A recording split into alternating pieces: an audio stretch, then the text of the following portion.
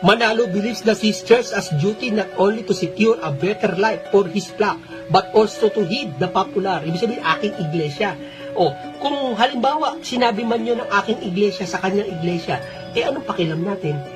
Opinyon ko yun ha, opinyon ko yun. Siya sinugo eh. Halimbawa, ikaw may-ari ng bahay, tatay mo may-ari ng bahay. Ano naman kung sabihin ko ako yung sinugo, bahay ko yan, aking bahay. Iglesia ni Manalo daw talaga ang tawag, hindi daw talaga Iglesia ni Cristo. No? Tayo naman kasi, narehistro sa SEC, at talagang pangalan pa ng natin, Iglesia ni Cristo, at may katuparan pa ng hula. Okay, ipagpatuloy natin dahil nawala tayo. So, Iglesia ni Cristo daw, hindi Iglesia ni Manalo. Dahil wala naman umanong mabasa sa Biblia na Iglesia ni Manalo. Pero, inaamin naman na, anong sabi niya? His church. So, kung His church, therefore, kay Manalo. At, ang problema lang sa aral nila ay si Felix Manalo Anghel ang ating Panginoon Jesucristo tao. Si Cristo ay tao. Si kapatid na Felix Manalo, anghel, hindi sa kalagayan. Kasi akala nila, kapapanood nila ng TV, akala nila anghel may pakpak eh. Si Felix eh. Hinahanapan nila, asan ang pakpak ni Felix? Hindi po anghel si Felix sa kalagayan, kundi sa gampanin. Di ba?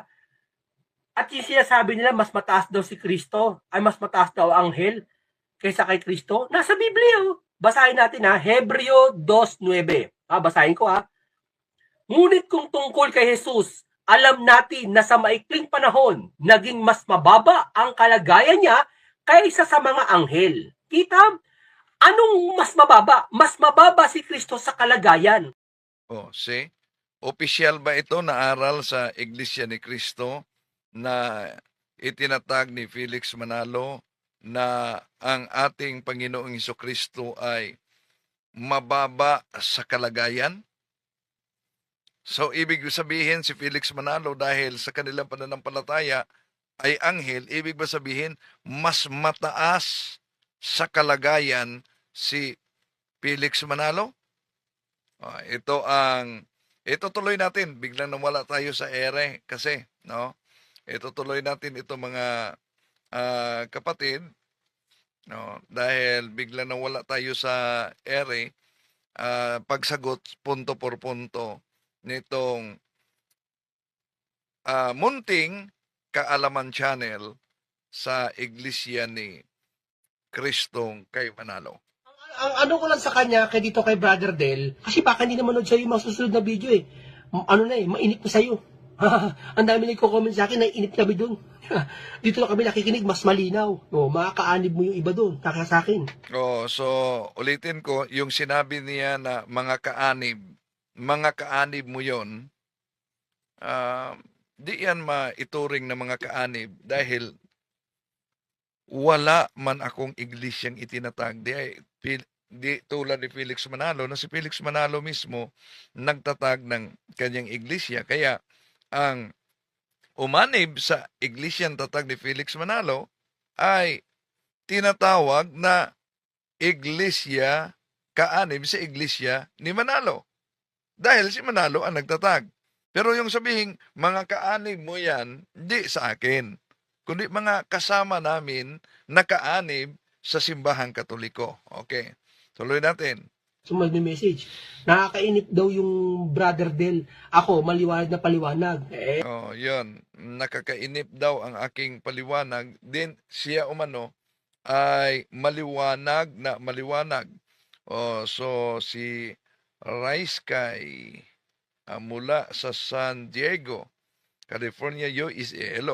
Okay, tuloy natin ang pagsagot nito sa iyo, itong munting kaalaman. Kailan lang ako, mas kumpara ako sa kanya. Ang tagal-tagal na niya, di ba? Di ba? Mangyayari pa lang to. Kailan nangyari to? Doon pa sa panahon ni Kristo? Hindi. Doon pa lang sa mga wakas ng lupa. Di ba? Di ba yung panahon nyo, panahon ni Kristo? Sinasabi Yung panahon natin ay panahon ng ating Panginoong Hesukristo. So, dito pa lang, napansin nyo mga kapatid sa kanyang pahayag, ang mga nagko-comment na mga ANC, ang kanilang dipinsa, hindi naman yan ministro, vlogger yan.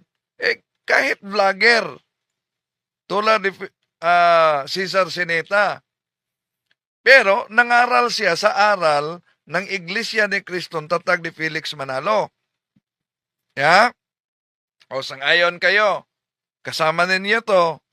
Sang-ayon kayo sa sabi niya na si Felix Manalo mas higit kaysa ating Panginoon Jesucristo dahil ang ating Panginoon Jesucristo ay tao sa likas na kalagayan. Si Felix Manalo ay anghel ayon sa pananampalataya ninyo. So, tuloy natin. nyo, natatag na kayo. So, sabi ninyo, hindi lang ang simbahang katoliko ang nagsabi niyan. Kahit mga ministro at mga kasama mo nagsabi na ang katoliko ay dating iglesia ni Kristo. Kaya yung sinabi mo na natatag na kami sa kailan? Mangyayari pa lang to. Kailan nangyari to? Doon pa sa panahon ni Kristo? Hindi. Doon pa lang sa mga wakas ng lupa. Di ba? Di ba yung panahon nyo, panahon ni Kristo? Sinasabi Yun. Di po ba panahon ninyo, panahon ni Kristo? So, ibig sabihin, dito pa lang sa kanyang paliwanag, inaamin na niya na ang katoliko talaga ay naitatag sa ating Panginoon Jesucristo sa panahon ng ating Panginoon Jesucristo. At hindi sila ang nasa panahon ng ating Panginoon Jesucristo.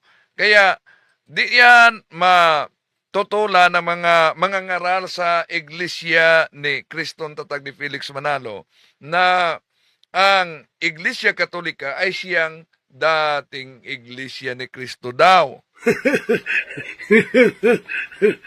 Mali po ang pagkaunawa nitong si Talibong.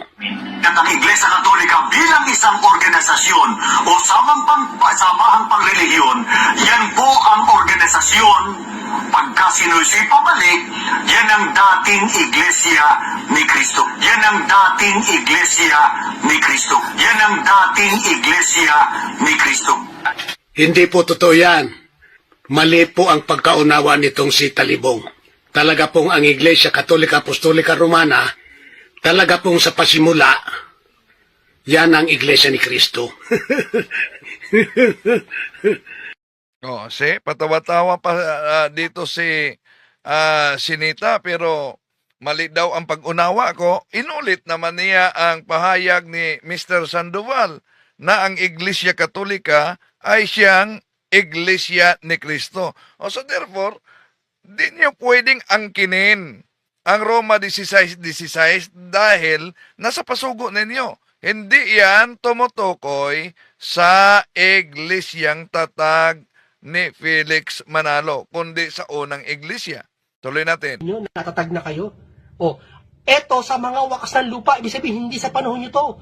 So ang hula daw sa kanila ay sa wakas ng mga lupa. So alam naman natin na ang kanilang iglesia ay narehistro sa Securities and Exchange Commission. No, pinakita na natin yung rehistro nila sa Securities and Exchange Commission at na inaamin din sa kanilang Pasugo Magazine na ayon sa kanilang Pasugo Magazine, way back on July 27, 1914, the Church of Christ was registered with the Philippine government. The registration papers state, among other things, that Brother Felix Y. Manalo is the founder of the Iglesia ni Cristo. So, baka sabihin nila, natural na lang na rehistro sa Securities and Exchange Commission. Dahil yun kasi talaga ang batas na dapat erehistro ang pagkatatag. Kaya sa rehistrasyon ng INC, yung na-translate sa English, ito ang mabasa kasi sa kanilang translasyon. No? Sa registrasyon ng Securities and Exchange Commission na United States of America, Philippine Islands, Office of the Division of Archives, Patented Properties, of Literature and Executive Office and Industrial Trademarks. Felix Manalo applicant, Unipersonal Corporation or the society called Iglesia de Cristo. That the said applicant appears before this office and respectfully declares that said applicant is the founder and present head of the society named Iglesia ni Cristo and desires to convert said society into unipersonal corporation. So, yon ang kanilang rehistrasyon at yon ang dahilan kung bakit inaamin mismo sa kanilang Pasugo Magazine na nabasa na natin na kailan na rehistro. Balikan natin, Mayo 1997 sa pahina 11. Ito ang mabasa. Way back on July 27, 1914, the Church of Christ was registered with the Philippine government. The registration papers state, among other things, that Brother Felix Y. Manalo is the founder of the Iglesia ni Cristo. So, tanong, nang sinabing is the founder of the Iglesia ni Cristo, sino ang nagtatag? Batay sa registrasyon. Di po ba na ang SIC registration ginagamit nilang argumento sa kanilang Pasugo Magazine na iyon ang katibayan na walang kaugnayan sa tunay na iglesia.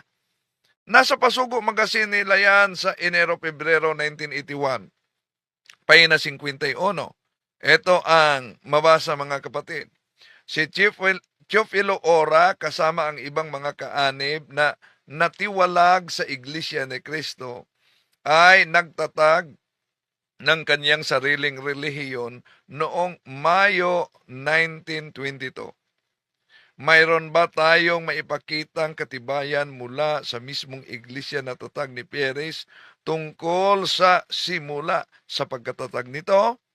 Narito ang isang bahagi na nakasulat sa rehistro ng iglesyang iyan.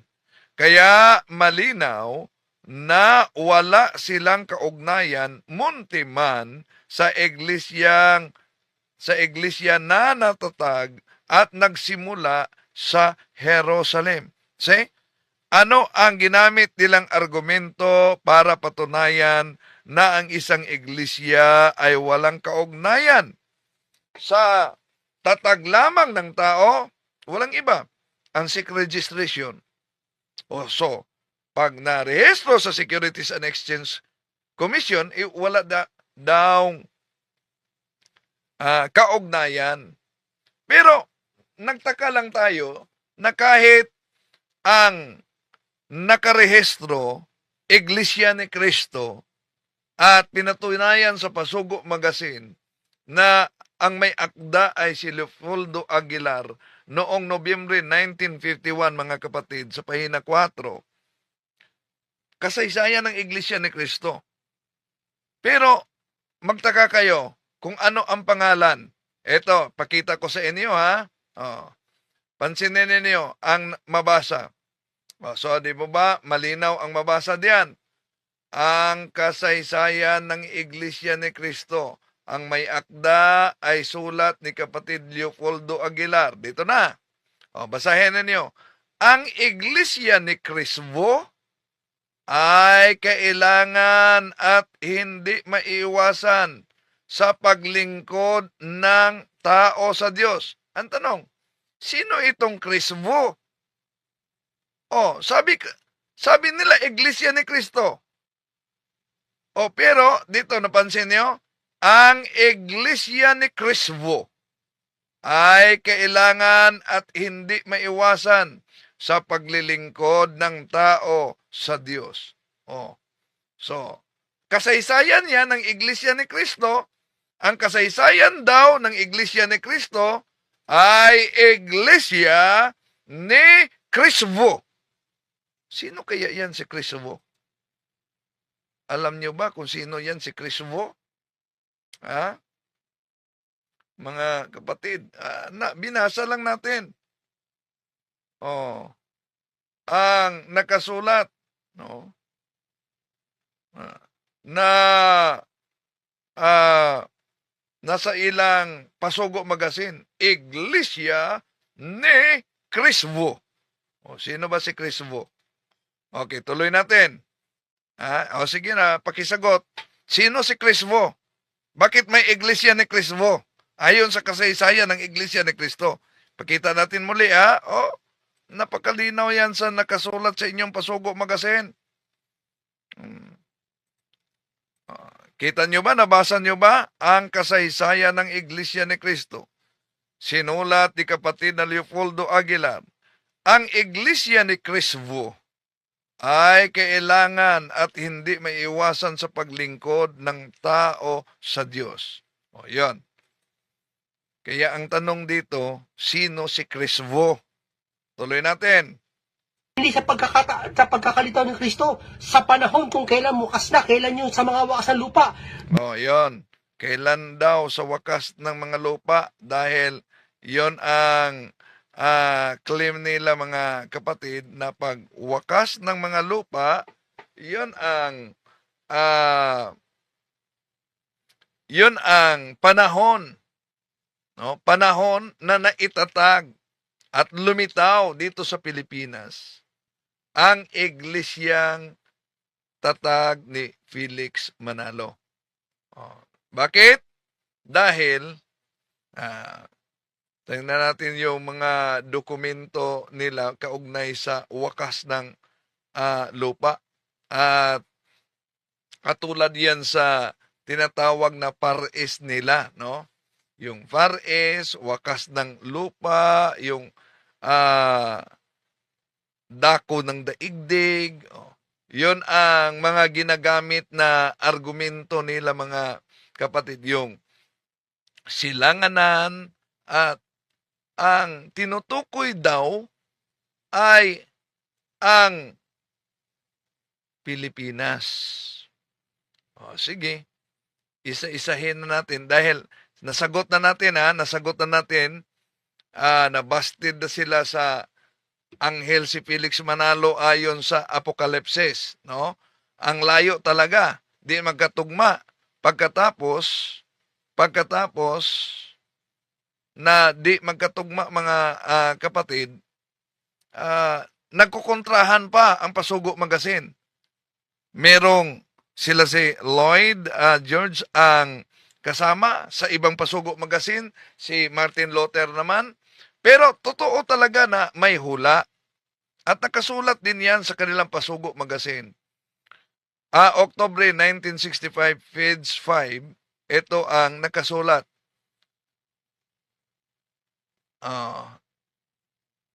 Kaugnay sa tunay na Iglesia ni Cristo, sandali Antikristo. Merong nakasulat, hanapin natin yon. Lilitaw ang tinatawag na Antikristo sa kasabay sa digmaan. Yan, nasa Pasugo Magazine nila yan mga kapatid, no? Na lilitaw kasabay sa digmaan. Okay. Punta tayo sa sinabi niya, yung wakas ng lupa. Dahil para sa kanila, yung wakas ng lupa o wakas ng mga lupa ay iba daw ang kahulugan diyan. Puntahan natin muna siya. Sa araw ng digmaan, lumapit ang mga alagad kay Kristo ng bukod sa Olibo at sinabi, Panginoon, kailan po ang dating? Makakarinig kayo ng digmaan at aalin niyo ang digmaan. Kailan nangyari ang digmaan? July 27, 1914, kaalinsabay ng pagrehistro ng Iglesia ni Cristo at hindi Iglesia ni Manalo. Iglesia ni Cristo nakalagay. At yung Iglesia ni Cristo, tao talaga ang magrerehistro noon, hindi si Kristo. Hindi bababa si Kristo rito. Tao na si kapatid na Felix Manalo ang magrerehistro. Kung gusto mo, buhay na ako nun. Sana ako na inutusan ni kapatid na Felix Manalo. Magpipresenta ako. Ako na magrerehistro niyan. Kaso, si kapatid na Felix Manalo nagrehistro. Diba? Kaya sino inaasahan natin? Yun ang sinasabi ko po, natupad sa hula. Yun ang claim lang na natupad sa hula. Hindi lang si Felix Manalo ang nagrehistro. Marami sila. Kasama na ang sekretary ni Felix Manalo na si Atanasio Morte. no, sekretary. So marami ang nagparehistro rito, hindi lang si Felix Manalo, kaya Kuelos Fundadores de esta Asociación son Felix Manalo at iba pa mga kasama niya. No, marami sila. So tuloy natin.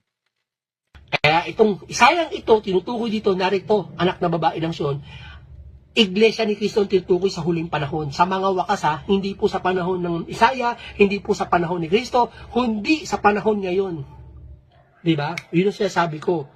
So sa panahon ngayon, may hula talaga sa panahon ngayon. Ano yung hula? Na San Mateo 24:24 at hindi lang yan, kahit na sa kanilang Pasugo Magazine na alinsabay sa digmaang pandaigdig, lilitaw talaga ang bulaang mga ngaral.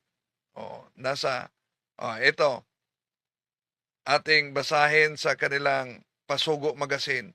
Ito ang hula, sa Pasugo Magazine, 1951, page 26. Sa panahon ng digmaang pansanlibutan ng 1914, ay may nagsiparitong mga antikristo. Sila ay nagsiparito sa pangalan ni Kristo. See? So kaya, di batayan na nagdala sa pangalan ng ating Panginoon Kristo ay tunay na iglesia. Dahil hindi lang si Felix Manalo ang nagdala sa pangalan na iglesia ni Kristo. Ang dami pang mga nagdala sa pangalan ng ating Panginoon Kristo, pero tatag ng tao. Atin ang tinatalakayan kung ano yung mga iglesia na nakadala sa pangalan ng ating Panginoon Kristo. Ngunit tatag ng tao. So, ano yun ng mga iglesia? Merong tatag ni Joseph Smith noong April 6, 1830. Si Joseph Smith ang nagtatag. Dala din niya ang Church of Christ. Merong tandaan niyo, 1830, una pa yan sa Iglesia ni Cristo, 1914 lang sila. Merong Church of Christ na ang nagtatag ay si Ezra Both. Sa 1836, una pa yan kay Manalo. Merong Church of Christ na ang nagtatag ay si Warren Farish. Sa 1837, una pa yan kay Manalo. Merong Church of Christ na ang nagtatag ay si William Shabby Late, 1830. Meron pang Church of Christ na ang nagtatag ay si Hiram Page, 1842. So paano yan? Ang daming nag-claim, ang daming gumagamit sa Roma 16:16 na mas nauna pa sa paglitaw ng iglesyang tatag ni Felix Manalo sa 1914 Punta Santa Ana, Manila. Di po ba? Okay. Tuloy natin. Wala ako sinabing eto sinabi niya pa, kabisado daw, kung kabisado ko daw history. Sabi niya, ginamit video ko, may sinabi daw kung kabisado ko yung history. Kapatid, wala po ako sinabing kabisado ko history. Sabi ko, kabisado ko ang halos makabisado ko ang Biblia. Yung history mahilig ako, sabi ko. At ang Biblia, mabilis lang ako magsalita. Kaya So kung kabisado mo ang Biblia at mahilig ka sa history, ngayon, dapat sinisearch mo sino ang founder ng simbahang Katoliko. Di po ba? Sino ang nagtatag ng simbahang Katoliko? Dapat, yon ang sandali, sabi ni Sheldy Edmundo, Sir, tanong ko lang sa iyo, sino ang nagtatag sa simbahang Katoliko sa Pilipinas? Una, ang simbahang Katoliko, tatag ng ating Panginoon Kristo. Inaamin na yan ng mga ministro ninyo, di ba? Na ito ang unang iglesia ni Kristo. Balikan muna natin, ha? Mali po ang pagkaunawa nitong si Talibong. at ang Iglesia Katolika bilang isang organisasyon o samahang pangrelihiyon, yan po ang organisasyon. Pagka sinusi pabalik, yan ang dating Iglesia ni Kristo. Yan ang dating Iglesia ni Kristo. Yan ang dating Iglesia ni Kristo. Hindi po totoo yan. Mali po ang pagkaunawa nitong si Talibong. Talaga pong ang Iglesia Katolika Apostolika Romana, talaga pong sa pasimula, yan ang Iglesia ni Kristo. So, yan.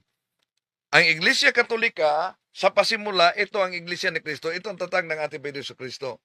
Ang tanong, sino ang nagtatag sa Iglesia ni Kristo sa Pilipinas?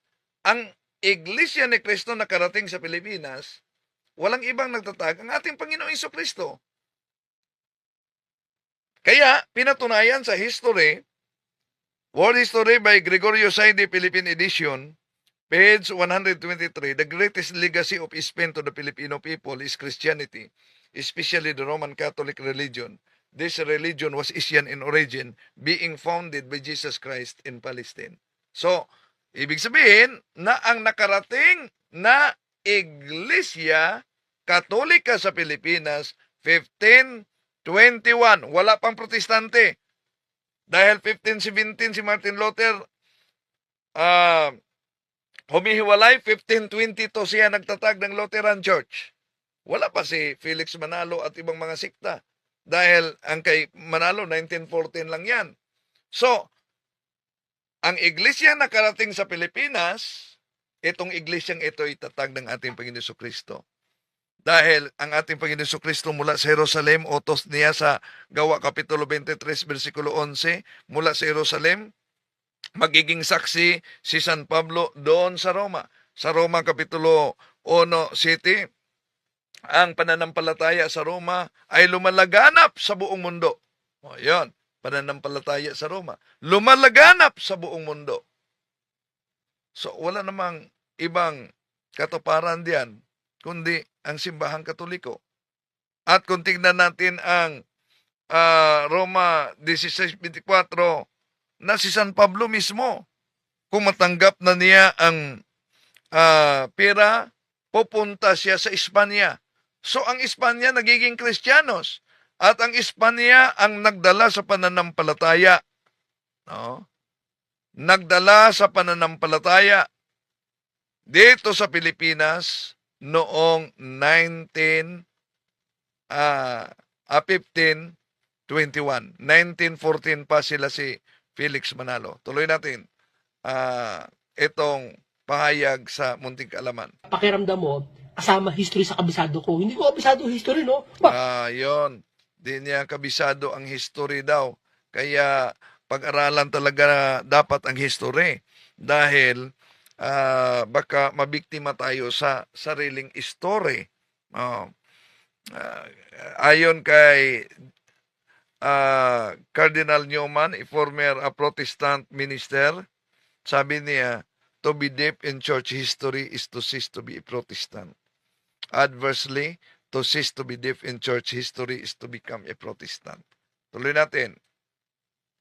Yun nga, pinakita niya yung yung pagkakasalin na yung 1:16.